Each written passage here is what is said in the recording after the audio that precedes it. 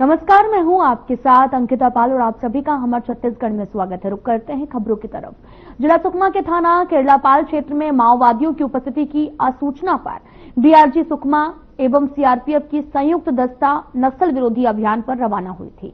अभियान के दौरान सुबह से ही माओवादियों और सुरक्षा बलों के बीच में लगातार फायरिंग जारी है और मुठभेड़ में मारे गए 16 नक्सलियों का शव भी बरामद हुआ है। साथ ही मुठभेड़ में कई और नक्सलियों के मारे जाने और घायल होने की संभावना जताई जा रही है। साथ ही मुठभेड़ स्थल से भारी मात्रा में AK-47 और SLR और INSAS rifle, 303 rifle, rocket launcher, साथ ही BJL लॉन्चर हथियार समेत विस्फोटक पदार्थ बरामद हुए हैं। मुठभेड़ में डीआरजी और सीआरपीएफ के 2 जवान भी घायल हुए हैं।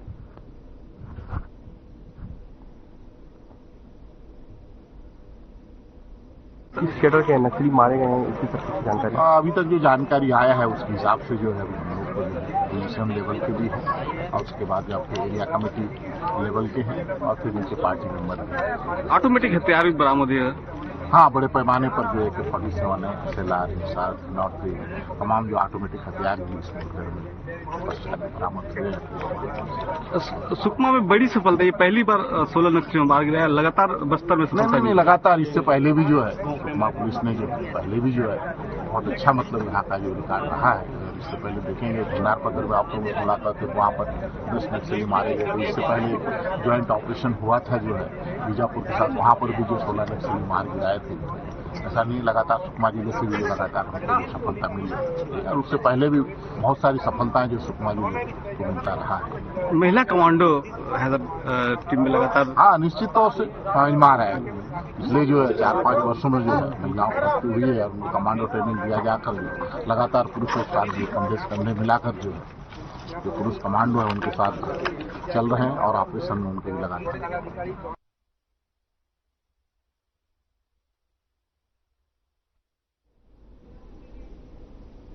सोमवार को पूरे देश में ईद का त्यौहार मनाया जाएगा और जिसके लिए सौगाते मोती का वितरण भी किया गया है। जहां पर आपको बता दें कि बिलासपुर में सौगाते मोती के लिए कार्यक्रम का आयोजन किया गया, जिसमें मुख्य अतिथि के रूप में बिलासपुर नगर निगम की मेयर पूजा विधानी ने शिरकत की है और साथ ही कार्यक्रम में जिला अध्यक्ष ग्रामीण मोहित जायसवाल, नगर अध्यक्ष दीपक ठाकुर और लोग भी यहां पर शामिल रहे। सौगाते मोदी में पीएम मोदी की तरफ से ईद के अवसर को मीठा बनाने की सहायता किट वितरित की जा रही है।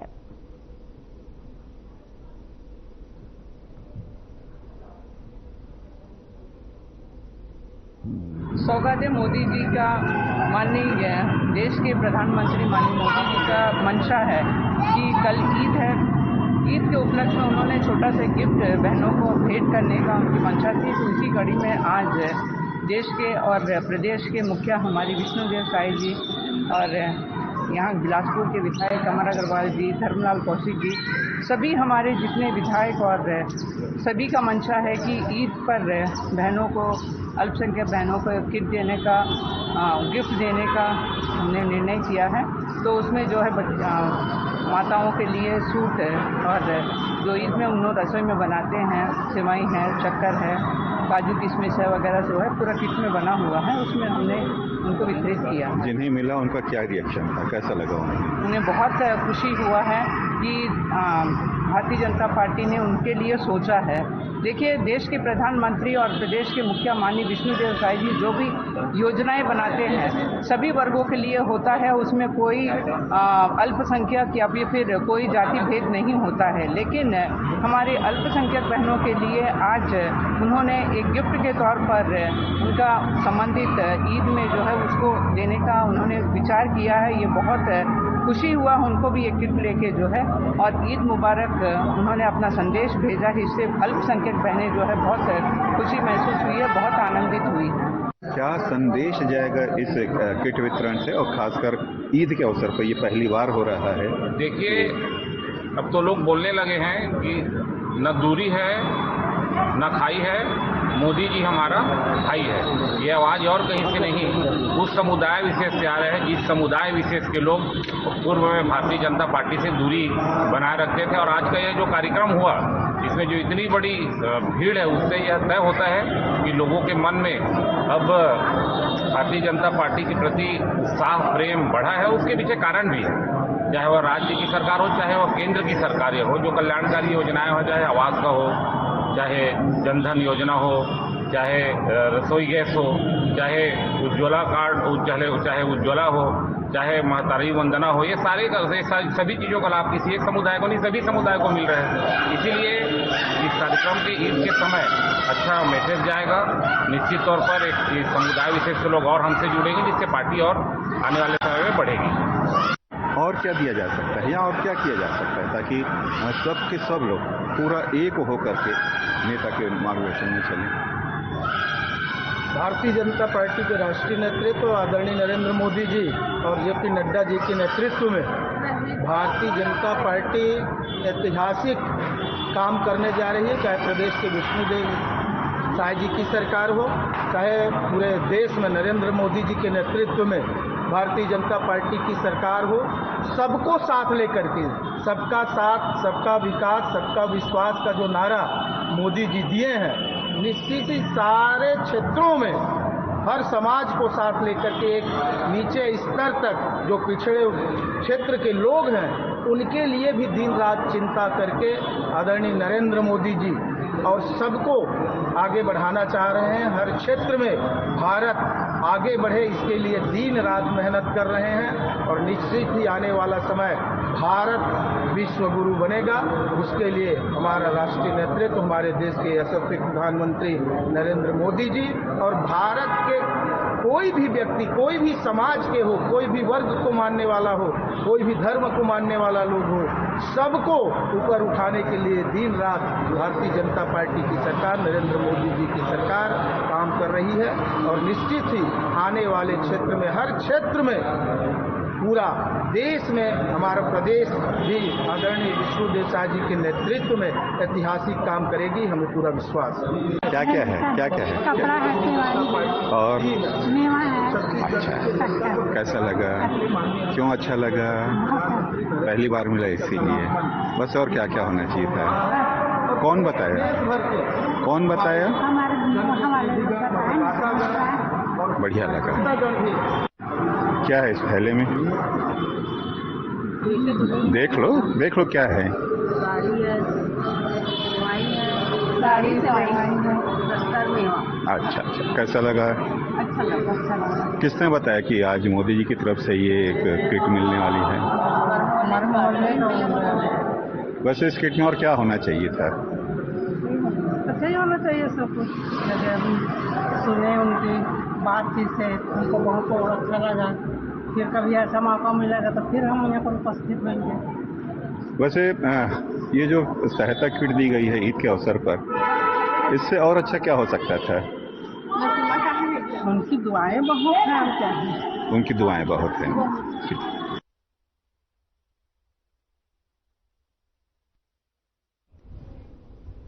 फिलहाल यहाँ रुकते हैं एक छोटे से ब्रेक के लिए।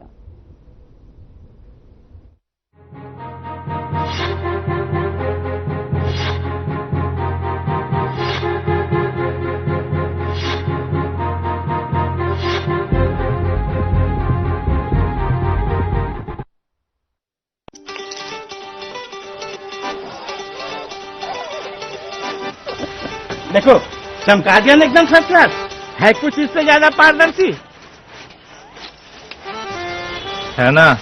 वो देखो, छत्तीसगढ़ समर रहा है, ये आगे बढ़ रहा है, प्रगति अब कर रहा है। छत्तीसगढ़ समर रहा है, छत्तीसगढ़ समर रहा है। सुशासन से बदल रहे हालात, पारदर्शी भर्ती प्रक्रिया से युवा सपनों को मिली उड़ान।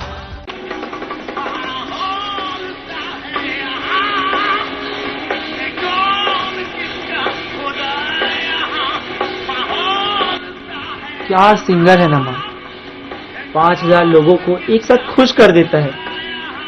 कभी देखा है ऐसा कोई? हाँ बेटा, 70 लाख महिलाओं को 70 लाख महिलाओं को मिली खुशियों की सौगात। प्रदेश की महिलाओं को हर महीने दिए जा रहे हैं 1000 रुपए।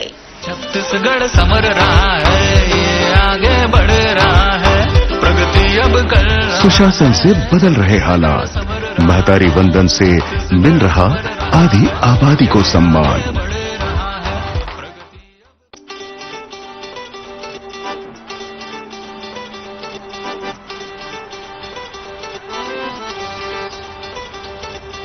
मरते मरते बचा भाई,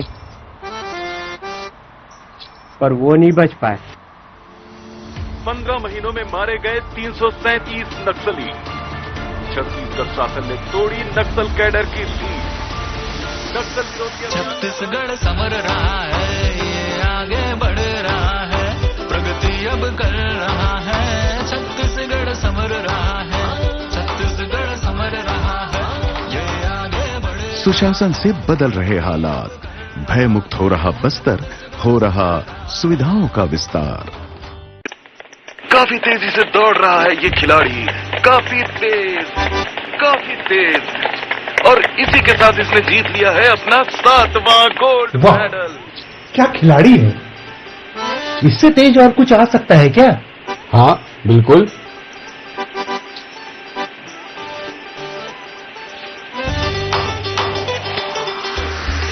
छत्तीसगढ़ समर रहा है, ये आगे बढ़ रहा है, प्रगति अब कर रहा है। छत्तीसगढ़ समर रहा है, छत्तीसगढ़ समर रहा है। सुशासन से बदल रहे हालात, जरूरतमंदों को मिल रहा अपना घर, हो रहा। Contestant number 1।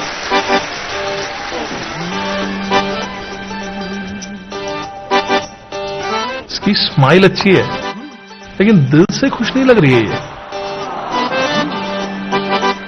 नंबर 2।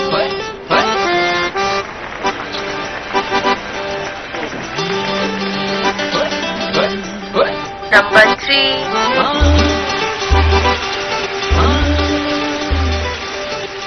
ये जीत सकते हैं, स्माइल अच्छी है इनकी। आगे देखते हैं। सर मुझे तो लगता है ये जीते, इसकी स्माइल सबसे बढ़िया है।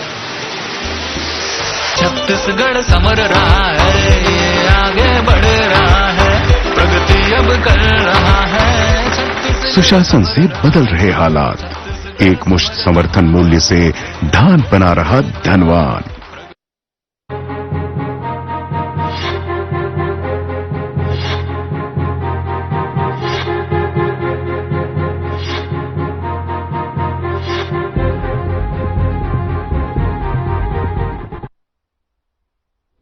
के बाद स्वागत है आप सभी का। रुख करते हैं खबरों की तरफ।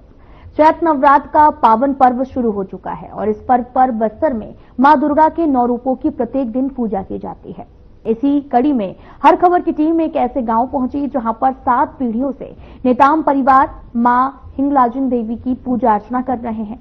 जंगलों के बीच में बसा ये बालीकोटा गांव देवी पूजा के नाम से प्रसिद्ध है। इसी पर देखिए हमारी ये खास रिपोर्ट।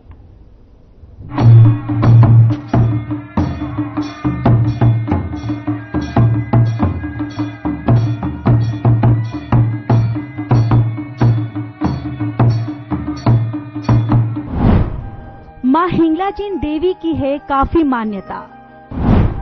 बालीकोटा गांव में बना है श्री तुलसी धाम मंदिर। खूबसूरत जंगल से होकर गुजरता है मंदिर का रास्ता। 7 पीढ़ियों से नेताम परिवार कर रहा है पूजा। नवरात्रि में भक्तिमय हो जाता है माहौल।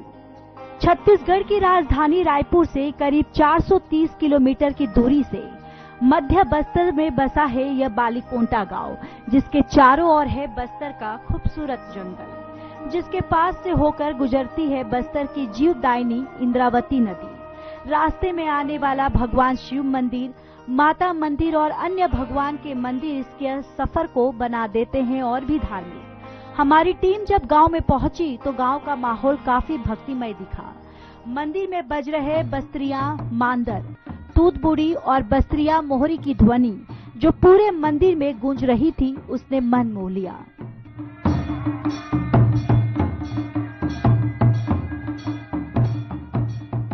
माता हिंगलाजिन मंदिर, जिसे श्री तुलसी धाम के नाम से भी जाना जाता है, प्रवेश करने पर वहां मौजूद श्रद्धालु हजारी फूल से माता को पहनाने के लिए माला बनाते हुए दिखे।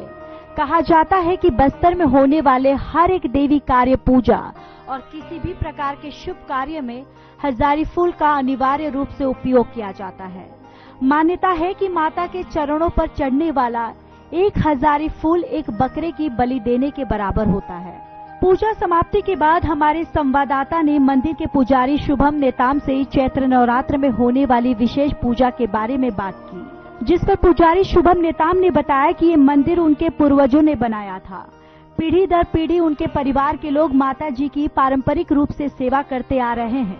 पूजा करते हुए ये उनकी 7वीं पीढ़ी है। चैत्र नवरात्रि की धूम जो तैयारी चल रही है और जो अनेक जगहों पे मंदिरों में जो है भक्तगण अपना मनोकामना पूर्ति के लिए कलश की स्थापनाएं कर रहे हैं और इसी चीज को हम दिखाने के लिए आज हमारी टीम जो है श्री तुलसी धाम बालीकुंटा मंदिर पहुंची और हमने जब यहाँ आने के लिए हम देखे तो काफी अच्छा यहाँ का मंदिर है और बहुत ही अच्छा यहाँ पर जो है वातावरण चल रही है। पूजा अर्चना के लिए बहुत ही अच्छा यहाँ पूजा वूजा होती है और यहाँ के जो पुजारी हैं वो हमारे साथ इस वक्त मौजूद हैं। हम उनसे जानने की कोशिश करेंगे कि आखिर किस तरह की पूजा होती है यहाँ पे और जो ये इतना अच्छे लोकेशन पे, इतने अच्छे जगह पे यह मंदिर का स्थापना हुआ है। हम देखते हैं कि चारों ओर जो है जंगल से घिरा हुआ है और इतना अच्छा गांव, यहाँ का वातावरण इतना शुद्ध है और एक अलग ही जो है मन में स्थिरता मिलती है। जी सबसे पहले तो जी जय माता दी। जय माता दी जी।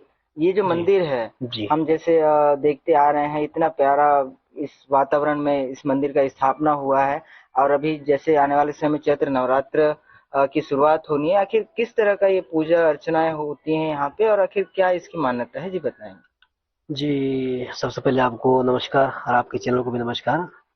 मेरा नाम शुभम नेताम है और हिंगलाजिन माता मंदिर बालीकुंटा मैं भी वहाँ पे सिरा हूँ और अभी वर्तमान में मेरे चाचा जी यहाँ के प्रधान पुजारी हैं उमा शंकर नेताम।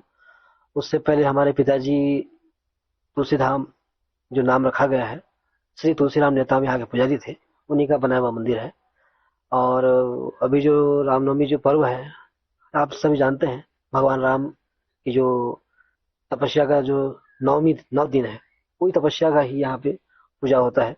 और जैसे हर जगह पूजा जैसे होता है वैसे पूजा यहाँ भी होता है। हर नवरात्रि में पूजा होता है, हर रामनवमी में पूजा होता है, लेकिन 9 दिनों का जो एक साल में जो 2 नवरात्रि आते हैं उनका एक अलग ही उत्साह है, एक अलग ही आनंद है।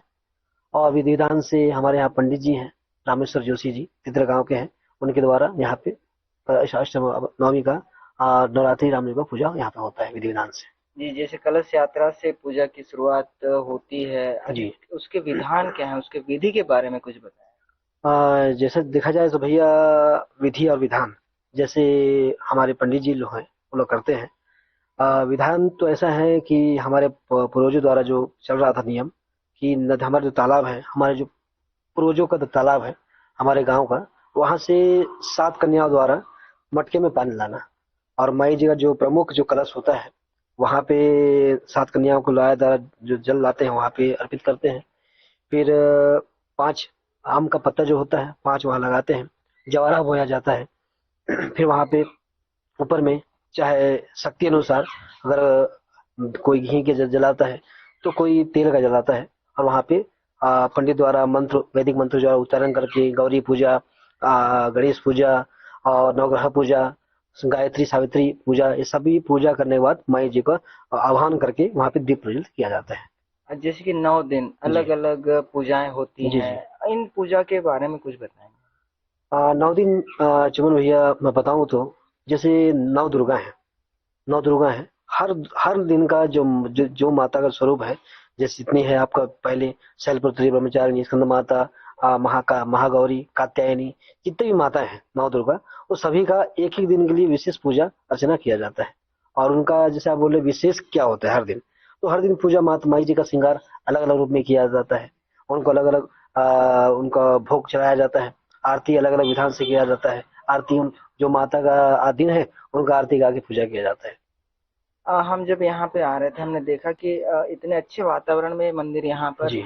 बना हुआ है। रास्ते में जंगल हमको दिखा। हाँ जी जी। बहुत ही अच्छा यहाँ पर आने को रास्ते भी खैर अच्छे बन गए हाँ हैं। बन गए हैं तो अभी आना मतलब चैत्र नवरात्र जैसे आएंगे तो लगभग कितने दिए यहाँ पर प्रज्वलित किए जाते हैं? भैया बताऊं तो मैं, हमारे पिताजी जब थे, क्योंकि उनका जीवन पूर्ण समर्पित था, उस समय 400-500 पहुंच जाता था नवरात्र रामनवमी में। लेकिन पापा के देहांत के बाद, हमारे पिताजी के देहांत के बाद थोड़ा सा रुझाव कम हो गया। मैं भी अपनी जीविका के लिए वकालत करता हूँ और आधा ज्यादा समय मेरा मंदिर में ही जाता है। कुछ समय जो बच जाता है थोड़ी देर मैं अपना जीविका कर लिए चला जाता हूँ। बाकी मेरा एम है कि अगर व्यवस्थित हो जाएगा, जिस हमारा जो सपना है तुलसी धाम का व्यवस्थित हो जाएगा, तो पूर्ण रूप से मैं समय माई जी को दूंगा, क्योंकि मेरे पीढ़ी करते आ रहे हैं, तो मैं भी चाह के भी मैं नहीं छोड़ सकता। हमने जब लोगों से बात किया तो उनका कहना ये था कि जो है अभी उन्होंने आप इसी प्रांगण में जी है ना भक्तजनों के लिए आप एक सैया भी बनाने की तैयारियां कर रहे जी हैं। जी। आखिर वो किस तरह से रहेंगे, निःशुल्क या फिर उसके लिए कुछ शुल्क? नहीं सुमन भैया, यहाँ पे कोई निःशुल्क, मतलब कोई शुल्क नहीं है, सब निःशुल्क है। उल्टा हमारा सौभाग्य है कि हम किसी को यहाँ पे उनको रहने के लिए व्यवस्था कर पा रहे हैं।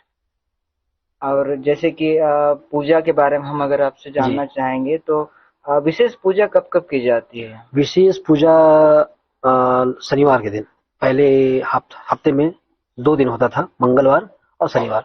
उस दिन माई जी को आह्वान करके देवी बिठाने का जो हमारा परंपरा जो चल रहा है पूर्वजों से, बैठाते हैं और हर प्रकार के लोग आते हैं, तो उनको उनके हिसाब से जो समस्या है वो लोग सुनने के लिए माई जी का दरबार लगाते हैं। और यहाँ पे सात्विक पूजा होता है। यहाँ बलि प्रथा, माई हिंगलाजिन में बलि प्रथा हमारे यहाँ नहीं है, पहले से नहीं चलते आ रहा है, तो अभी भी बलि प्रथा नहीं है। केवल फूल पान से ही माई जी को, दूध दही से ही उनको अभिषेक करके, उनको भोग चढ़ा के, जो भी घर में जो जो सामान्य जो भोग बनते हैं उसी हिसाब से उनको भोग अर्पित करके पूजा किया जाता है।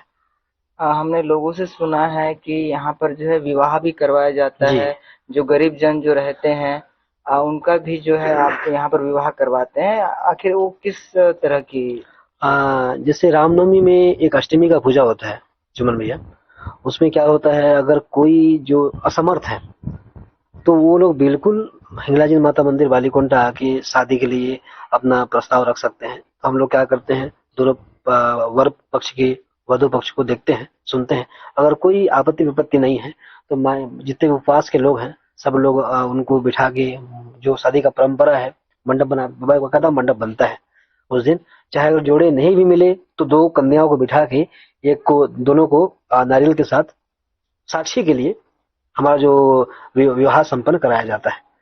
जैसे हमारे बस्तर परंपरा में बरवा करते हैं, बच्चों को जो हल्दी चढ़ाते हैं युवा अवस्था में, उनको किया जाता है। तो इसी पक्ष में हम क्या करते हैं, अगर कोई जोड़ा आ जाता है तो उनको बिठा के तेल हल्दी, जो उपवास रह के 9 दिन जो उपवास है, नारियां और जो भक्त हैं वो सभी लोग तेल हल्दी चढ़ाते हैं। जैसा विवाह होता है सीधी विधान से वो विवाह संपन्न किया जाता है। हम जब आ रहे थे हमने देखा कि रास्ते में एक हमें इधर नदी पड़ा, जहाँ पर हमने पूछताछ किया तो कहना था कि यहाँ से जो कलश जो निकलते हैं उसे वहाँ विसर्जन किया जाता है। तो ये दिन और इसके विधि क्या होते हैं? जैसे कि माई जी का जो जवारा विसर्जन, कलश विसर्जन, ये जैसे कि इस बार नवरात्रि 8 दिन का हो रहा है विधि तिथि के अनुसार से।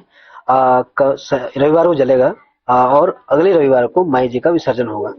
जो विधि विधान है, उस दिन अष्टमी को हम लोग हवन करते हैं और क्या बोलते हैं, अगर कोई जोड़ा अगर आ जाए तो उनको शादी कराते हैं, हवन कराते हैं।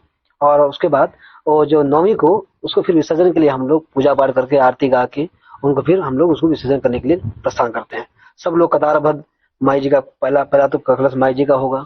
हमारे घर की हमारे कोई प्रमुख उनको बोएंगे, सिर में बोएंगे। उसके बाद और अन्य जितनी महिलाएं आएंगी अपने अपने कलशों को, या नहीं भी रहेंगे किसी कलश, तो बाकी भी जितने महिलाएं हैं कोई खाली नहीं रहेगा, सब कलश बोएंगे विधि विधान से, बाजा गाजा के साथ। माई जी को ले जाके हम लोग तालाब में जाते हैं। वहां पे हमारा जो पूजा पाठ का जो क्रिया होता है, क्रिया करके विधि विधान से उनको फिर कलश विसर्जन करते हैं पानी में। उसके बाद की प्रक्रिया क्या होती है? उसके बाद जब विसर्जन हो जाता है तो किसी किसी को माई का आवरण भी आ जाता है, तो पानी छिड़क के शांत कर देते हैं। तो फिर वो वापस आते हैं और भोग लास्ट में माई जी का भोग प्रसाद को ग्रहण करके उपवास का व्रत तोड़ा जाता है। ये रहता है। ये थे हमारे साथ श्री तुलसी धाम बालीकुंटा मंदिर के पुजारी, जिन्होंने हमें इस चैत्र नवरात्र के सारे विधि विधान बताया और उन्होंने एक एक दिन के बारे में बताया, किस दिन किस तरह की पूजा की जाती है। और काफी अच्छा यहाँ का जो है माहौल यहाँ पर देखने को मिला। हम जब यहाँ पर आ रहे थे हमें बहुत ही एक अलग ही सुकून मिला। मान्यता है कि माता हिंगलाजिन मंदिर में लोग अपनी मनोकामनाएं लेकर आते हैं। माता अपने द्वार पर आए भक्तों की अरदास को सुनती है और जब श्रद्धालुओं की मनोकामना पूरी होती है तो वे चांदी का छत्र चढ़ाते हैं। हर साल नवरात्रि में काफी संख्या में लोग दर्शन करने के लिए यहाँ पहुँचते हैं। अगर आप भी बस्तर जाएं तो माता हिंगलाजिन मंदिर जरूर जाएं। और अगर आप नवरात्रि के मौके पर माता हिंगलाजिन मंदिर पहुँचे तो समझ जाइएगा कि माता ने खुद आपको बुलाया है।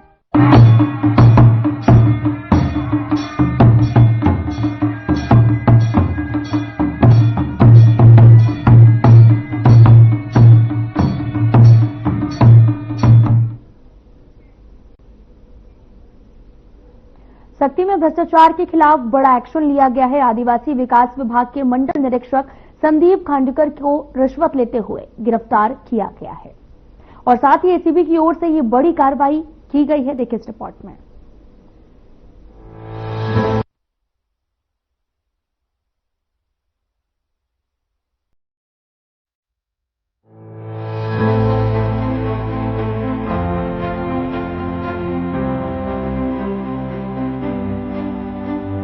आदिवासी विकास विभाग के मंडल निरीक्षक संदीप खांडेकर को एसीबी ने गिरफ्तार कर लिया है। उन पर 50,000 रुपए रिश्वत देने का आरोप है। जानकारी के मुताबिक आरोपी ने अपने ही विभाग के एक दैनिक वेतन भोगी को वापस नौकरी में रखने की एवज में 1.5 लाख की मांग की थी, जिसमें से 50,000 पहले ही ले चुके थे, जिसकी शिकायत एंटी करप्शन ब्यूरो के अधिकारियों से की गई थी।